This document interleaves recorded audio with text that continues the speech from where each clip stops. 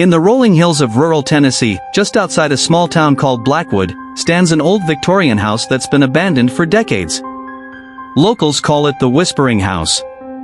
They say if you get too close after dark, you can hear voices murmuring from inside, soft, insistent whispers that pull at your mind like fingers tugging on a loose thread. Most people avoid it. Kids dare each other to touch the rusted gate on Halloween, but no one ever goes inside. Not anymore. This story isn't folklore. It happened to me. My name is Ethan Harper. Back in the fall of 2018, I was 28, freshly divorced, and desperate for a fresh start. I just landed a remote job as a graphic designer, so I didn't need to be tied to the city. I was scrolling through cheap real estate listings one night when I stumbled on it, a 3-story Victorian mansion on 5 acres of land, listed for pennies. The photos showed peeling paint, overgrown ivy climbing the walls like veins, and windows that stared out like empty eyes. But it was huge, historic, and mine if I wanted it. The realtor was hesitant over the phone.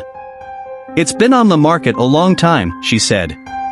"Previous owners, well, they didn't stay long." I laughed it off. Old houses creak, right? Superstitions are for small towns. I drove out to see it the next weekend. The house was even more beautiful in person. Tall gables, wraparound porch, intricate woodwork that screamed 1890s craftsmanship. Inside, it smelled of dust and old wood, but the bones were solid. High ceilings, original hardwood floors, a grand staircase that curved like a spine. Sure, there were signs of neglect, wallpaper curling at the edges, a few broken windows boarded up. But I saw potential. I bought it on the spot. Moving in took a week. I hired some guys from town to help haul furniture, but they acted strange, kept glancing at the walls like they expected something to jump out. One of them, an older guy named Hank, pulled me aside as they were leaving. "You hear anything funny in there, son, you get out. Don't matter what time it is." I thanked him, tipped extra, and chalked it up to local gossip. The first night was quiet. Too quiet, actually. No city noise, no neighbors. Just crickets outside and the occasional groan of the house settling.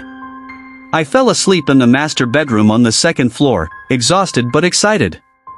That's when the whispers started. At first, I thought it was the wind. A soft rustling, like leaves brushing against the window.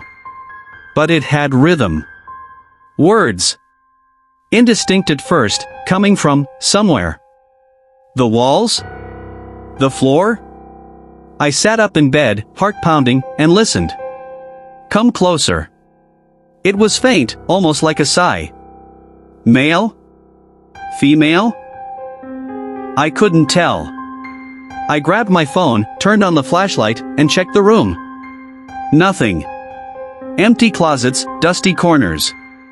I even went downstairs, flipping on every light. The house was silent again. Probably my imagination, I told myself. New place, new sounds. But it happened again the next night. Louder this time. "Ethan."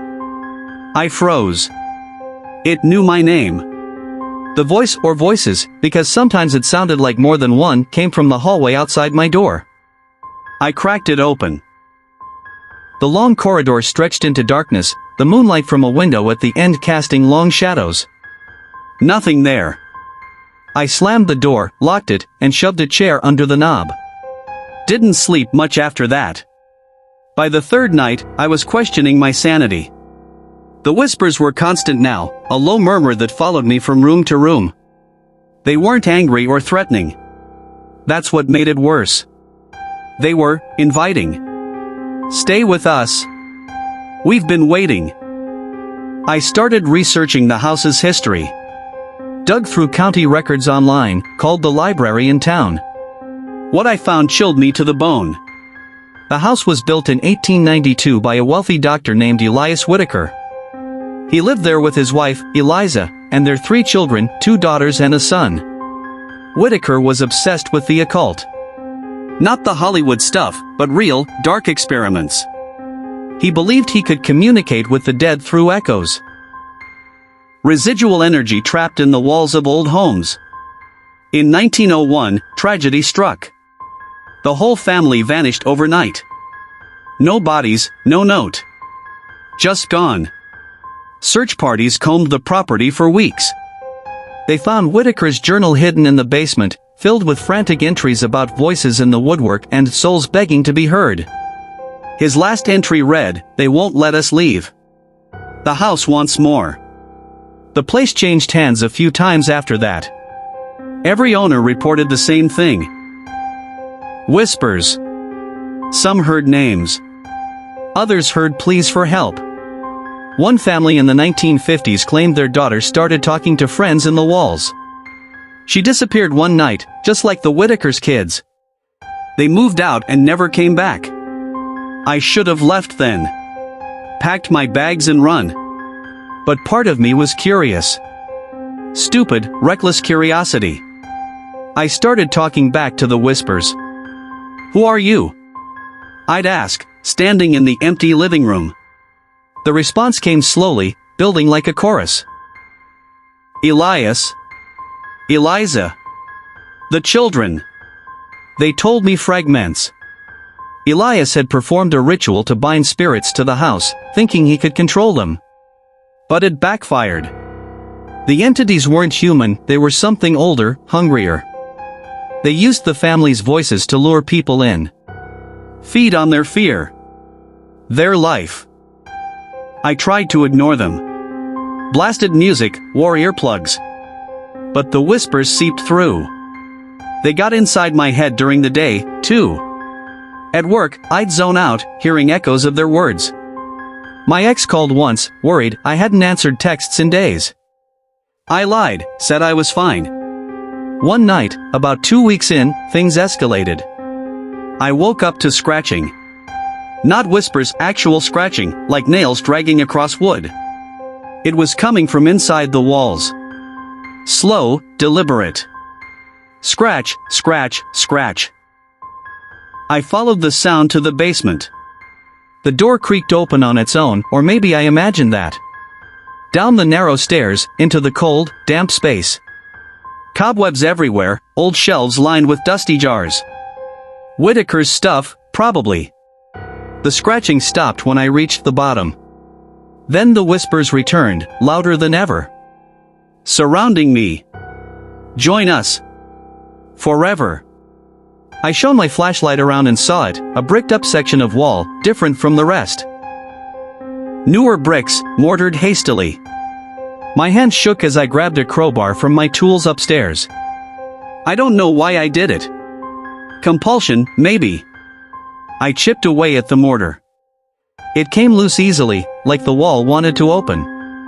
After an hour, a hole big enough to peer through. Inside was a small room.